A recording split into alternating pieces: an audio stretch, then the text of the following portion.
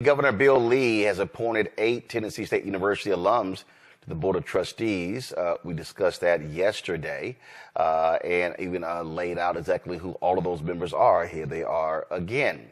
Now, the folks at Tennessee Holler, they, of course, are a nemesis of the Republicans there in the legislature. They actually shot this video here where the Speaker of the House said, oh, there were some Democrats who were very much supportive of this effort. Listen to this. What did you think about the TSU bill in there? Did you feel like the optics are as bad as some of those Democrats were saying? No, because you had the Democrat caucus that we worked with and that some were supporting it. They wouldn't. Who was supporting it? They didn't seem to be supportive of that. You need to go talk to them. There were no Dems that voted for that. Behind the scenes, they were. Oh, behind the scenes? Oh, you're trying to start stuff, huh?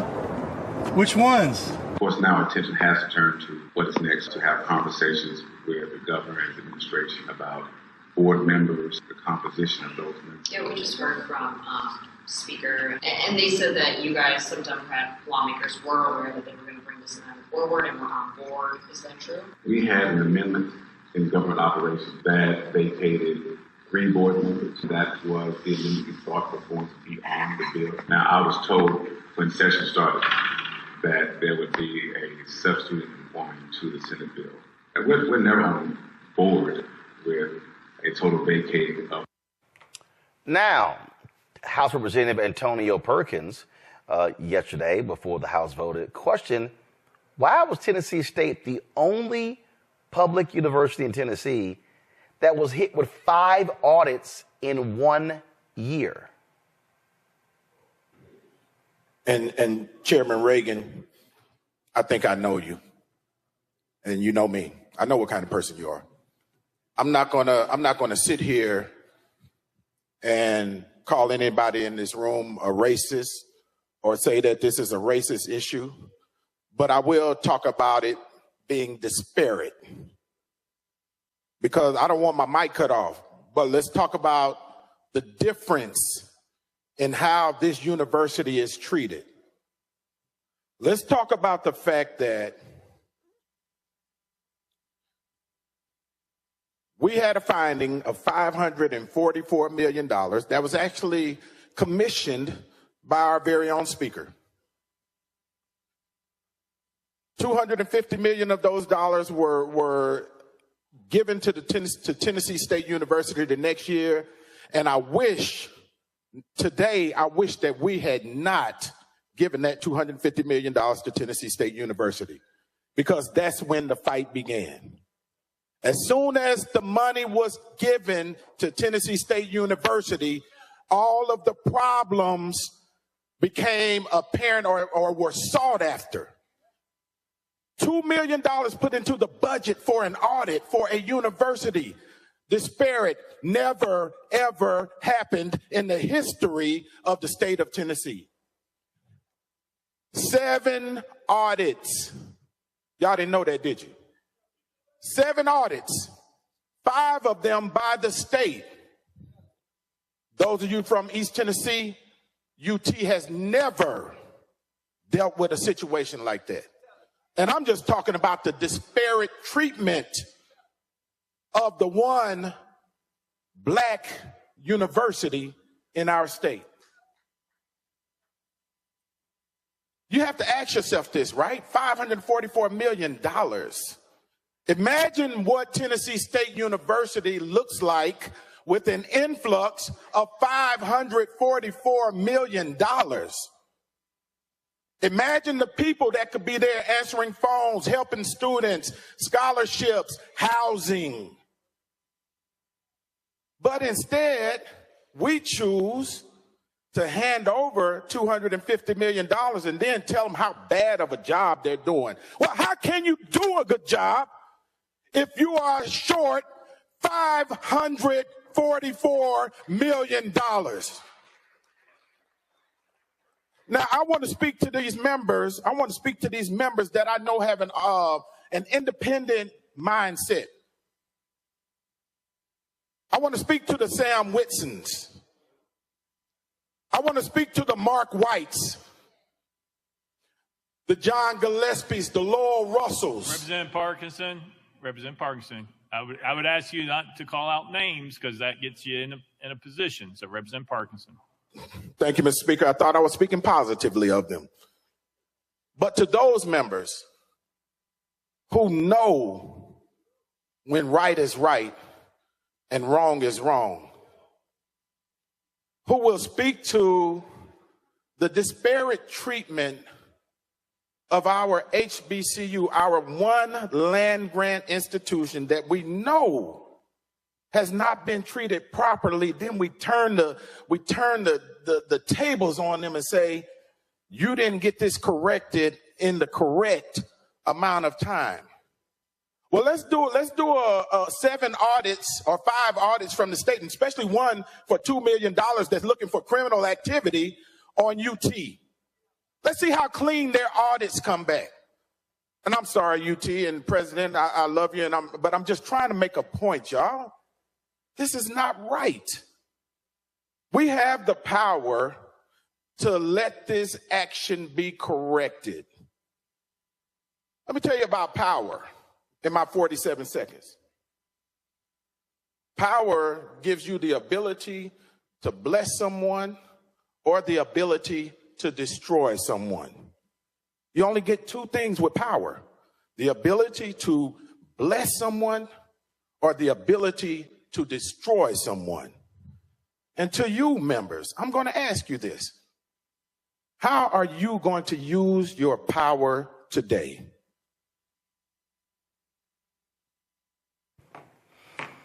Let's go to our panel. The thing, we discussed this yesterday, Matt, and we've been talking about it all week. First of all, folks, we're going to be in broadcasting live from Nashville on Monday. You can go and show the graphic. 11 a.m. Local time, 12 Eastern. We're going to be in the state capitol rotunda broadcasting a news conference. And then that evening, we're going to be on the campus of Tennessee State University hosting a 2-hour town forum, broadcasting from there. Guys, you have the graphic? All right. So we're going to be there broadcasting. Our goal, of course, is to highlight these issues and to speak to the issues. Again, everybody's invited. It's open to the public that evening. We'll be on the campus again of Tennessee State. And so look forward to that conversation. Matt, you heard the representative there, Representative Parkinson, talk about they had a committee 2 years ago that showed that Tennessee State had been underfunded to the tune of $544 million. Then in September, the Biden-Harris administration sent letters out. Education Secretary Cardona and Bill Sack, Ag Secretary, stating that a number of HBCU land grant institutions in about 16 states, frankly, had been cheated out of $13 billion in land grant money. In Georgia, the Black Caucus there sued Georgia. Fort Valley State, for instance, they said was owed $603 million. And I said yesterday to Tennessee Representative Harold Ford, and he said, well, we were hoping we'd get this taken care of in the budget.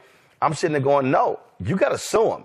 I think there should be massive lawsuits in every single state where you have a public HBCU where they have been cheated out of this money. Story like this about Florida, and I think it was FAMU with a similar issue where they've been cheated out of money for decades. And that's what's so horrible about this, is that they've underfunded this school for a very long time and are hyper fixated on trying to get issues there, despite the fact, in one of the articles that I read, that the University of Tennessee, at Knoxville, apparently had some of the same housing issues and some of the other issues that have been attributed to TSU and its audit. And what I think is interesting about this situation is I was on the Tennessee State website to make sure I learned more about how the Board of Trustees is populated. And it looks like under Tennessee law, the governor gets to appoint 8 of those 10 members on the board. So that's a problem, because it seems like the lack of local governance is baked into the law, and it creates a situation where if you have a supermajority or you have a Republican or somebody who is an enemy of the school, essentially, they can vacate a board because they serve at the pleasure of the governor. And I don't know all the procedural requirements for that, But the larger issue is if the schools don't have local autonomy and local authority, then they're always subject to this exact thing happening. And what we know is it's targeting, full stop. I mean, the fact that UT Knoxville has had some of the same issues and has not had an inordinate number of audits in a very short period of time and isn't being called to the carpet shows you that they are looking for fault with the black school where they're not looking for fault with other flagship universities. But I think part of the issue is going forward, there needs to be a recalibration of how the schools can even govern themselves. And I know there are probably similar mechanisms in other states and similar board of trustee type situations. But the problem is Tennessee State needs to be able to govern itself.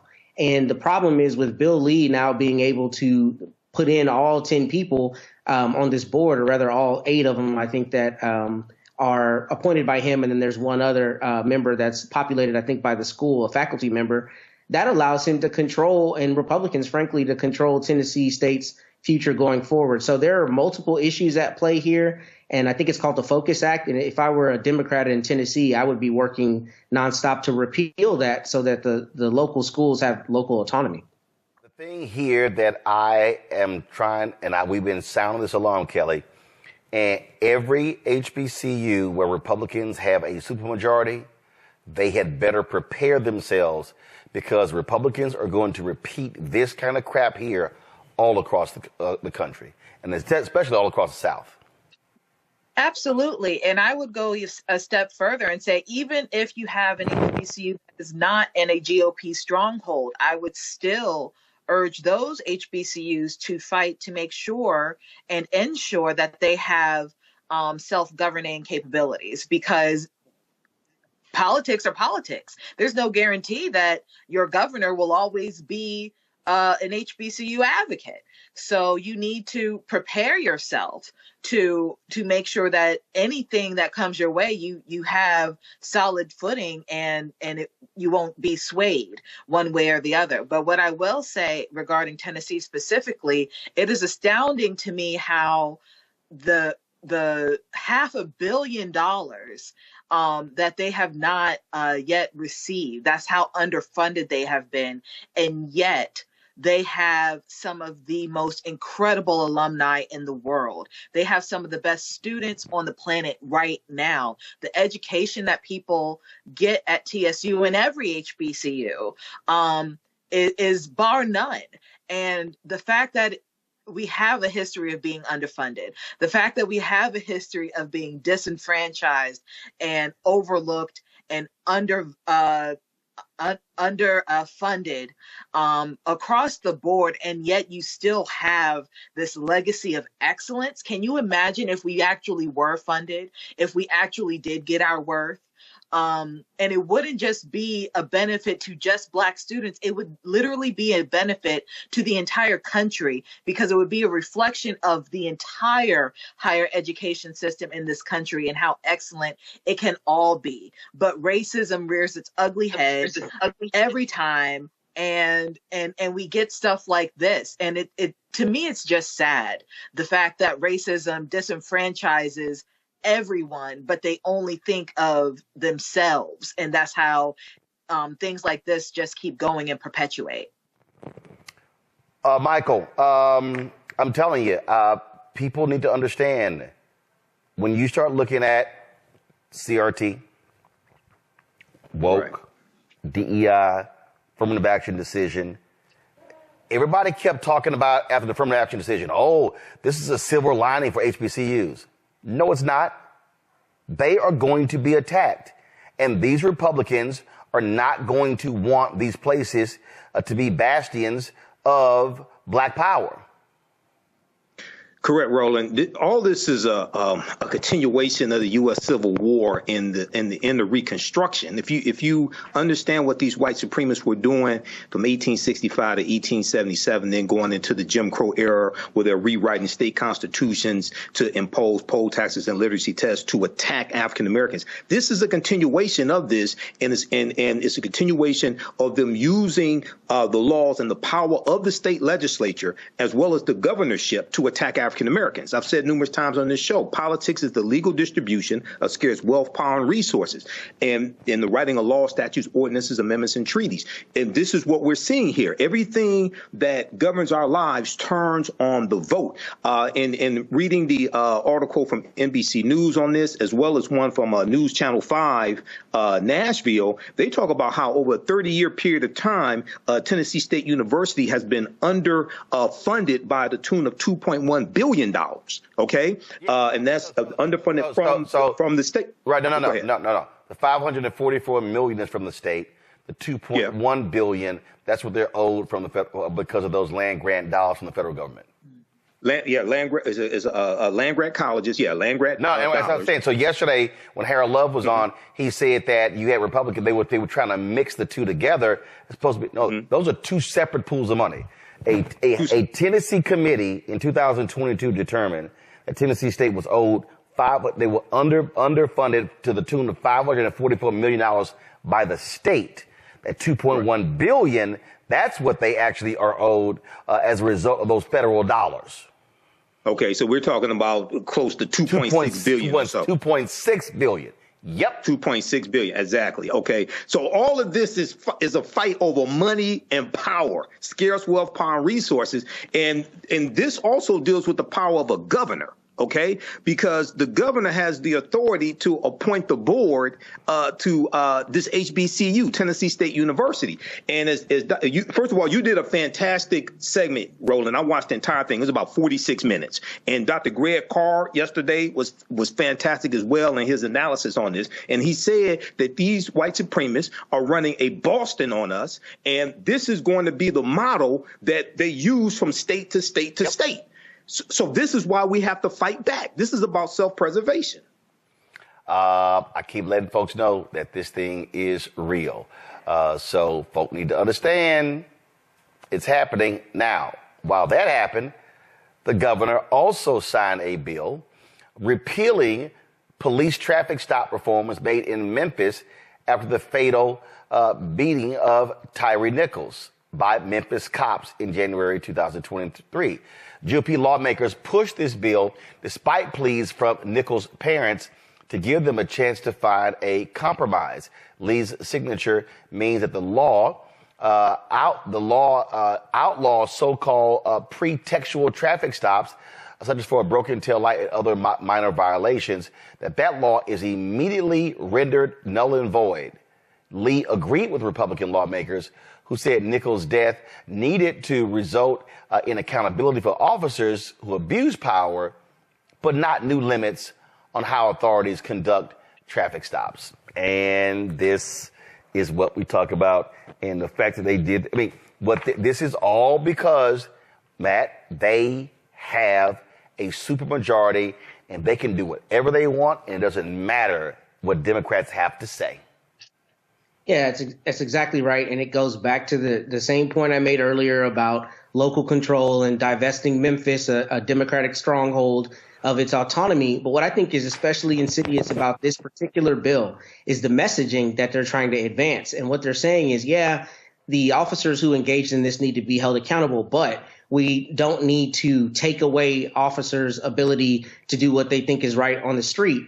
And they're trying to sell that as though it gives officers more freedom to make, the stops that they think are appropriate in enforcing the law. But what it's really saying is we think the people in Memphis, one, can't do something that is, a justice reform measure where you're going to stop officers from being able to use pretext stops, which is one of the biggest issues in policing, pretext stops, where they pull you over for some minor infraction to try to search your car or do some other thing, and a major arrest ends up coming out of it, right? That happens all the time, where they use a pretext to stop you. So not stopping the police officers in Memphis from doing this sends a message to say, one, we don't think you can govern yourselves, and two, we're going to give police officers carte blanche to do whatever they want, even if it is shown that those pretext stops don't correlate with a large number of felony stops and are racially divisive and racially discriminatory, which we know that they are both in Tennessee and across the country. So I think the messaging especially is problematic here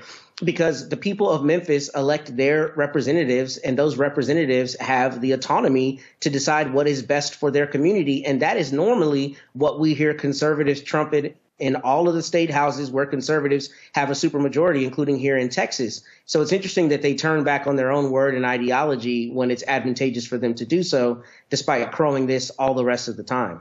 The crazy thing for me, Kelly, is you got people who don't even live in Memphis, who are not from Memphis, who are now telling Memphis what they can do. And I guarantee you those same Republicans will be mad as hell if Memphis are telling them what to do in their city, in their county.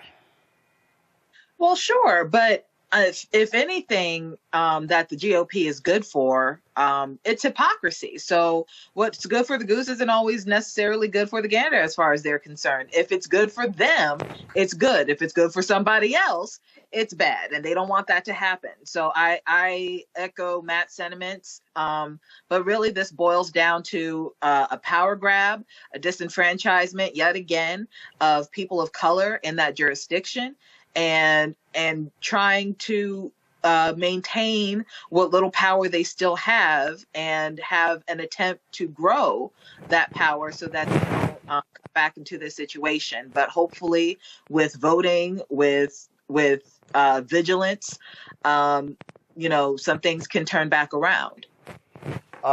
We say it all the time, Michael, why voting matters. You've got Republicans in Louisiana, that MAGA Jeff Landry, now the governor. Now they want to rewrite the state's constitution in 2 weeks.